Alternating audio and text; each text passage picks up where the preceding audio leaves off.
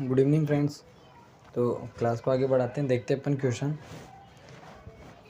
Number 1 की बात करते हैं अपन। क्वेश्चन नंबर 1,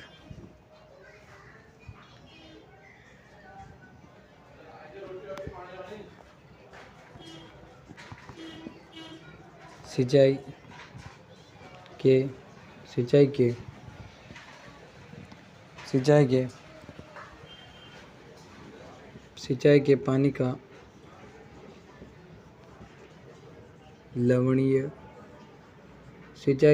लवणीय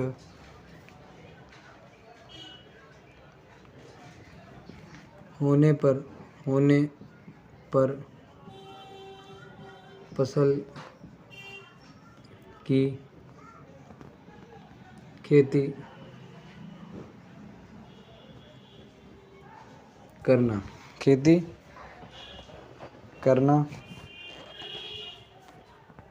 चाहोगे। मतलब अगर सिंचाई जल अगर अपना लवणीय है तो कौन सी फसल उगाना चाहोगे, तो इसका आंसर क्या है? इसका आंसर है क्या? जो एक लवणीय सहनशील फसल है, जो लवणीय, जहाँ पर लवणीय सिंचाई जल होता है वहाँ पर जौ की खेती की जाती है। क्वेश्चन नंबर 2, लवणीय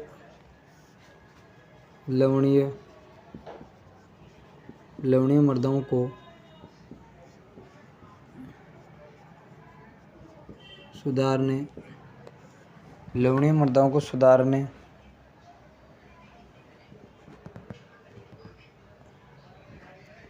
सुधारने हेतु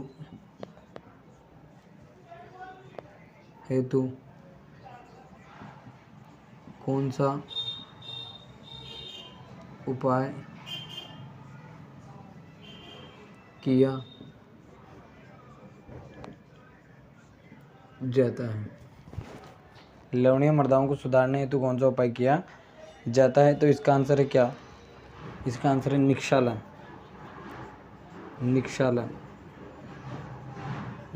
किया जाता है। ठीक है, क्वेश्चन नंबर 3 की बात करते हैं अपन। क्वेश्चन नंबर 3,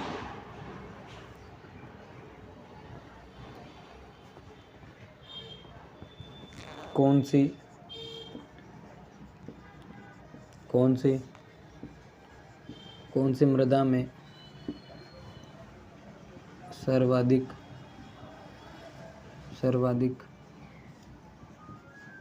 जल धारण करने की क्षमता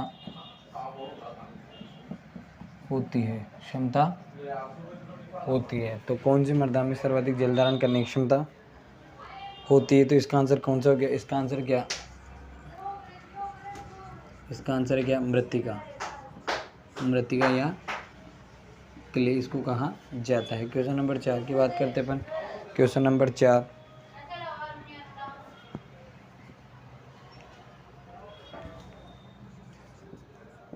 क्रैकिंग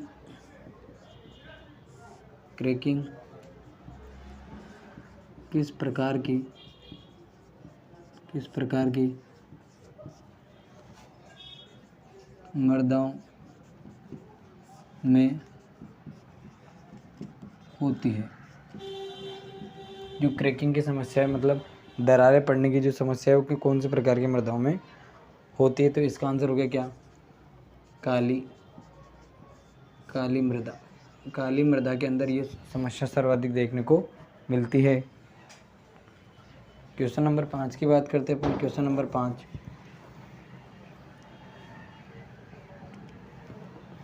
सिल्ट का कणाकार होता है। सिल्ट का कणाकार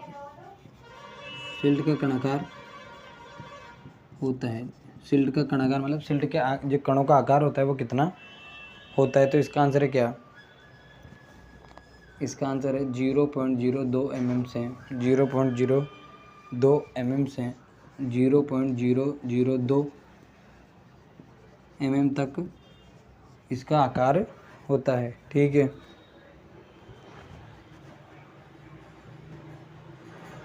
अपन एक बार वापस से देख लेते हैं। सिंचाई के पानी का लवणीय होने पर फसल की खेती करना चाहोगे, मतलब जो जहाँ पर लवणीय पानी है सिंचाई देने के लिए, मतलब लवणीय पानी है सिंचाई करने के लिए, वहाँ पर कौन सी फसल तो जौ का प्रयोग किया जाता है, मतलब अपन जौ की फसल को उगाना पसंद करेंगे। क्वेश्चन नंबर 2, लवणीय मृदाओं को सुधारना है तो कौन सा उपाय किया जाता है, तो लवणीय मृदा है उनको सुधारने के लिए निक्षलन किया जाता है, ठीक है। क्वेश्चन नंबर 3 की बात करते हैं, कौन सी मृदा में सर्वाधिक जल धारण करने की क्षमता होती है, तो कौन सी मृदा में होती है, मृतिका मतलब क्ले में सबसे अधिक जल धारण करने की क्षमता होती है। क्वेश्चन नंबर 4, क्रैकिंग किस प्रकार की मृदा में होती है, जो क्रैकिंग है मतलब दरारें पड़ने की जो समस्या है वो काली मृदाओं में सर्वाधिक देखने को मिलती है। क्वेश्चन नंबर 5, सिल्ट का आकार होता है, जो कणों का आकार होता है कितना होता है, 0.02 mm से 0.02 mm तक होता है। ये हो गए अपने क्वेश्चन। अब अगले क्वेश्चन की ओर बात करते हैं। क्वेश्चन नंबर 6,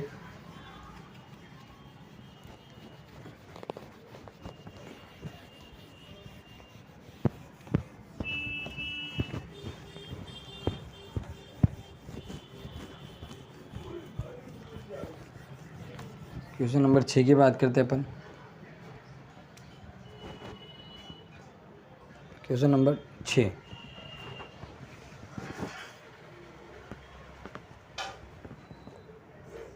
पीएच की खोज किसने की, पीएच की खोज किसने की, तो इसका आंसर क्या गया, इसका आंसर क्या, एसपी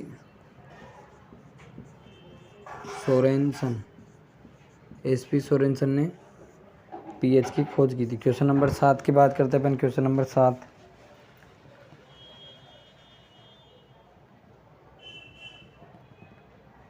क्षारीय मृदाओं में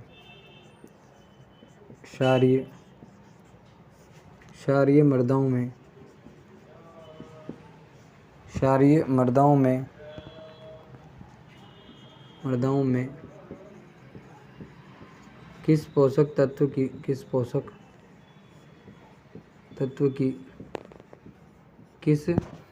तत्व की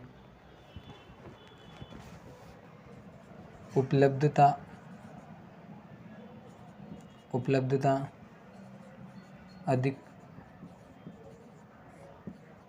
अधिक होती है, कौन से पोषक तत्व की उपलब्धता अधिक होती है, तो इसका आंसर क्या हो गया, इसका आंसर क्या, मोलिब्डेनम। तो सारी मृदाओं में पोषक तत्व की उपलब्धता है वो मोलिब्डेनम की होती है, मोलिब्डेनम। क्वेश्चन नंबर 8 की बात करते हैं अपन। क्वेश्चन नंबर 8, अम्लीय मृदाओं में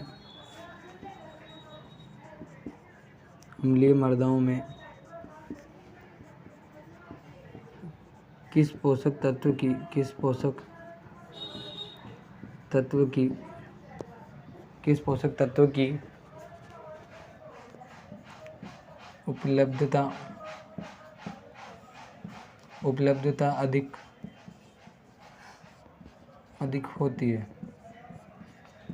उपलब्धता अधिक होती है, तो अम्लीय मृदाओं में किस पोषक तत्व की उपलब्धता अधिक होती है, तो अपन इसका आंसर क्या है, इसका आंसर क्या है, आयरन मतलब लोहा।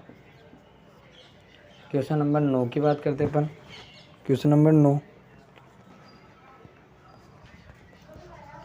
लवण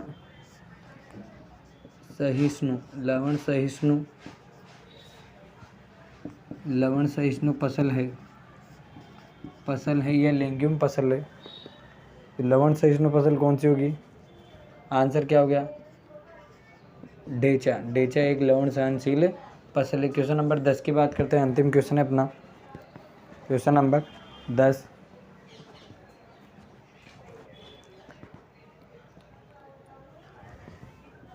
मृदा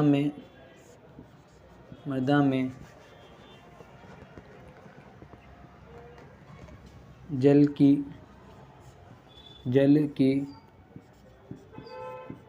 नीचे की ओर गति को कहते हैं, जो नीचे की ओर गति करता है जल मृदा में उसे क्या कहा जाता है, तो इसे कहते क्या,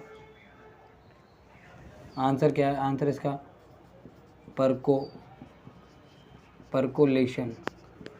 परकोलेशन इसका आंसर है। क्वेश्चन एक बार वापस से देख लेते हैं। क्वेश्चन नंबर 6, पीएच की खोज किसने की? तो एसपी सोरेनसन ने की थी। ठीक है। क्वेश्चन नंबर 7 की बात करते हैं।